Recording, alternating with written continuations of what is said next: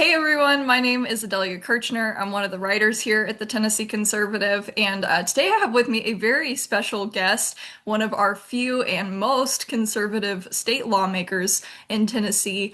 Guys, he's throwing his hat in the ring for U.S. Representative Mark Green's seat now that he's stepping down.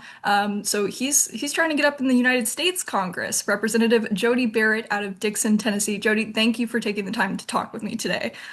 Well, thank you, Adelia. It's always good to see you and be with you. And thank you for mentioning the most conservative. I'm very proud of that. And hopefully, folks out in these other counties as a part of Mark Green's Tennessee 7th District have not seen the Tennessee Legislative Report Card yet. I hope they'll look that up and see that I was the first ever to get a perfect 100 score on a conservative voting record. So pretty proud of that. Good reflection of the people that I represent here in Dixon, Hickman, and Lewis counties. And because, again, the votes that I cast are not mine. I'm just the representative and the voice for them. And, speaking out for them, saying what they would say if they were sitting in the chair. So I give them all the credit in the world for that perfect score. And so I guess folks that have been following you on social media and actually keeping up with the things you post have kind of noticed that you've been hinting at potentially running for Mark Green's seat. I guess by the time our readers are watching this, you will have officially announced your bid for office. First things first, I guess, why? Why are you running for this seat? Like you've been our state representative in Dixon for what, 3 years now? Yes, Um, 3 years. Yes. and you've been doing a great job in my book. So what Well, makes you thank want to you. run off to the U.S. Congress? Well, I don't know that it's a want to so much as a calling or being obedient to a call.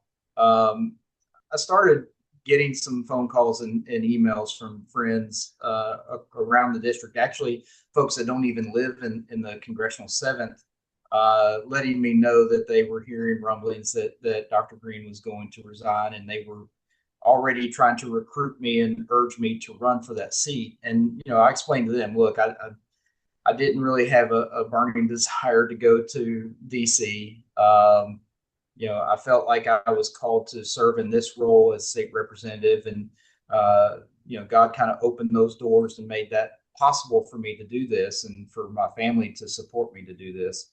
Um, but since then, since Dr. Green made the official announcement that he planned to resign, uh, the calls and emails and text messages have just been overwhelming from counties that I don't even currently represent. Very strong following in Williamson County, Franklin, that was asking me to step forward and represent them in this district. And so my wife and I thought about it, prayed a lot about it. We kind of analyzed the pros and the cons.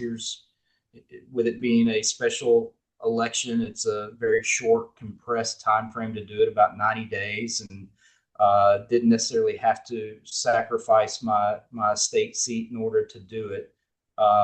So there's kind of a no harm, no foul. If you go, we'll see what happens, and if the people think I'm the guy for the job and they want to send me, then I'll go. Um, so when we talked about it, there was really no downside to doing this other than maybe I might win and have to go to DC. But you know what, my wife is very astute and you know she's a very faithful person, and she came to me one day last week and said, look, when we decided to run for the state seat, um, she was trepidatious about that, and she had concerns. And all of those concerns and all of the issues that we were fearful of, the Lord has just provided a way for us and for her in particular to be comforted and supported, and for us to know that we were doing the right thing. And she told me on this decision, the same thing was an overwhelming feeling that she was having, that God was leading us down this path. Everything that's happened to us over the last 3 years since we've been serving in the state legislature, particularly things that have happened over the last 8 months, all seemed to indicate that this was a door that was opening at this time for us to walk through. And so she said, "Look, I know that if God's calling you to do this, and it's His will for you to go to DC and serve in that way, He will also provide answers and comfort and protection for her and the family and everything that goes along with that." So, and with that, she said, "I'll support you whatever decision you make." So that's kind of a long-winded answer of saying the reason why is because we feel like we're called to do it, and it's this is the way that we can serve our state and serve our community.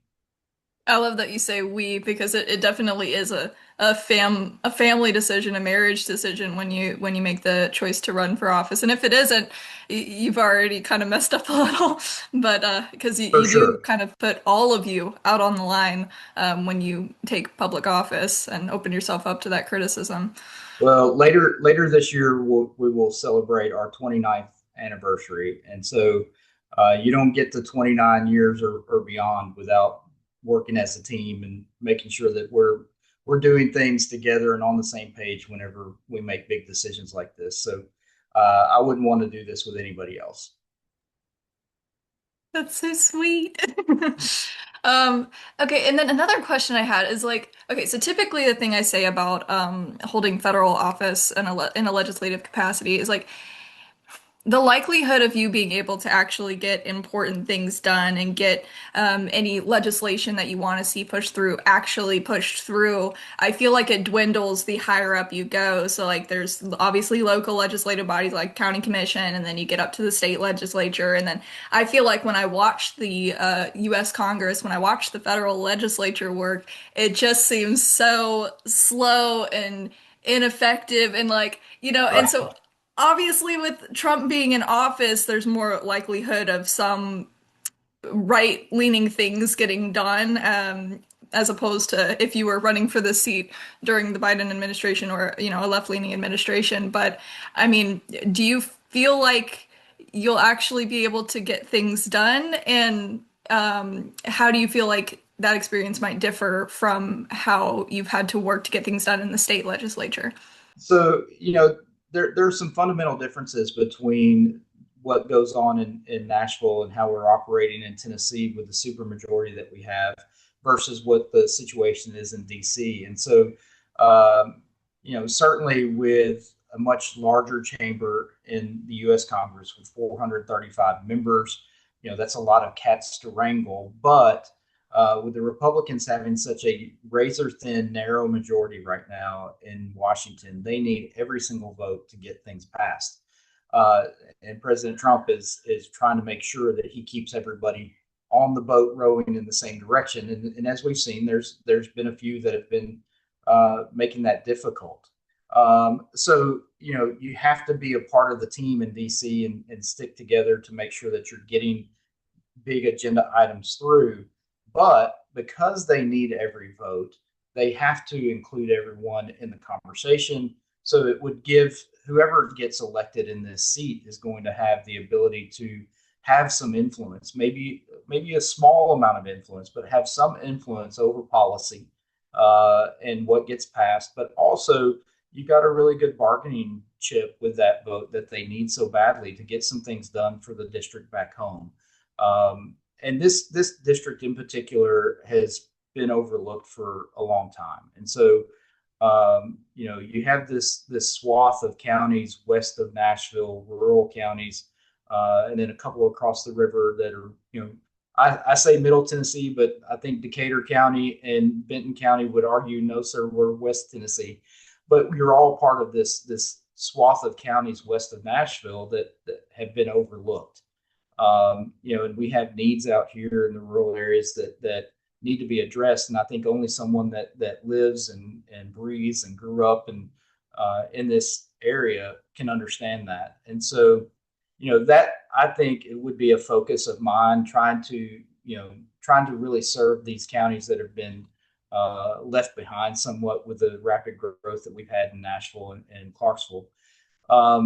But then, again, circling back around, the difficulties with the supermajority in Nashville while it's great that we have the stranglehold on state government in Tennessee with the Republican Party, those of us that are on this right end of the spectrum, this conservative end of the spectrum, have have had some difficulties, getting our voices heard and getting our passion projects taken up, because with 75 members in the Tennessee General Assembly that are Republican and you only need 50 votes to pass anything, they can ignore 15, 20 of us and still get what they want. When I say they, meaning the establishment or leadership or the governor's office, whatever it is. So, it's easier for them to, maybe take somebody that's they might deem as being problematic for them, or someone that questions what they're doing, or is vocal about what the way we're spending money and things like that, and just kind of stuff them in a closet and ignore them.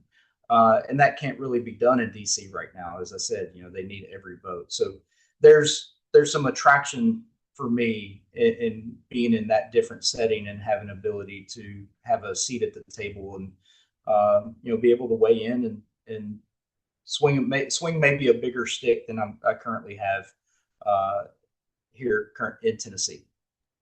Yeah, that was one of the things I wrote down before getting on the call with you. I was like, you're probably one of the few that would run for a seat like this where your impact could be greater up there, given your Yes. experience in the state legislature this year, where they didn't really let you do very much.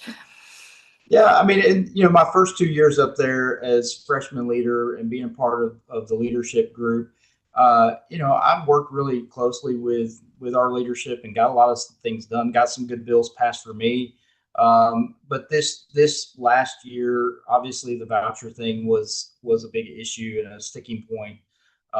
My district, the people that I represent, just out here in the rural counties, just did not like that bill and the way it was drafted up, and they did not want me to vote for it. And so that kind of put me at odds with the governor's office and my own leadership caucus. And so, and that's not the only thing. There've been, a myriad of things along the way that's kind of put us a little bit at odds. And so, yeah, I struggled a bit this year to get some things done and to be heard. And, it was, I think, illustrative of the ability to kind of call people out that don't get along and toe the party line, so to speak. And so, I would like to, I would like to think that in DC, under the current circumstances, I might be able to use that more to my advantage, and be able to help my district a little bit more. The one thing that's been disappointing this year with the Tennessee General Assembly is my district's needs getting pushed aside because of personal politics. And so, if I find myself in a different position in DC where I have a little bit more of a bargaining power, then my hope is I can get some things done for the people down here that need it. And I'm sure we would all appreciate it, as I am personally a resident of District 7, which is what you would be representing if you were to get this seat. But I saw also that Representative Jay Reedy, who represents my district, he's out of Erin in Humphreys County, Tennessee. Right. He's announcing his bid for this seat. You've got a few other people in the likes of Springfield resident John Thorpe, Jason Knight out of Clarksville, the former Tennessee Journal Service Commissioner Matt Van Epps. You've got quite the slew of candidates running amok for this position. So I guess my question is, what does the next few months look like for you? What is campaigning going to look like? Because I don't think we've had any Democrats come out trying to win this seat so Oh, far. they So will. They will, I'm what sure. what do things look like going into the primary for this special election? Well, it's going to be very short. We're talking, 60 to 75 days maybe for a primary. And then 30 days after that will be a general. So it's going to be very short, very compact, which means lots of long days running up and down the district. I mean, and it's 14 counties from, the Alabama line in Wayne County all the way up to Stewart, Montgomery, and Robertson County on the Kentucky line. So, it's a big district. You're going to have to cover a lot of ground.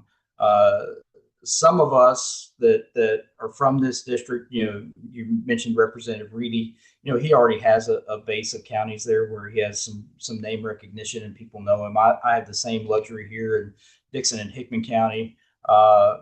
Spend a lot of time in Humphreys and Houston and Stewart as well. And Cheatham is part of the judicial district that I practice law in, so I have a lot of connections there as well.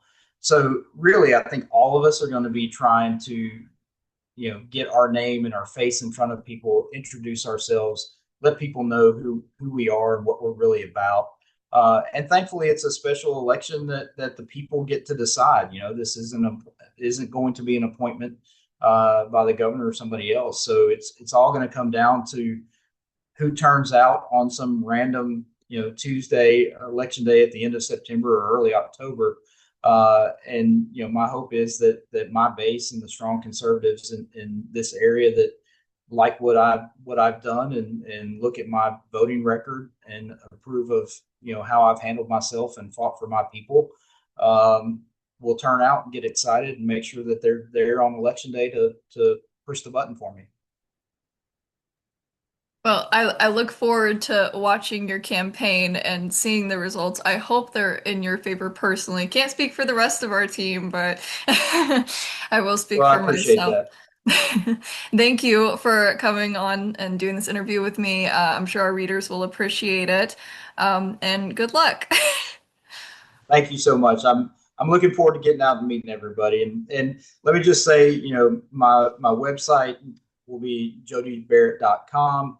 All my social media stuff will be out there. So please feel free to reach out, email, follow. And if you have comments or questions or you want to invite me to something, let us know where we need to be and we'll be there with bells on, ready to say hello, shake hands, and make friends.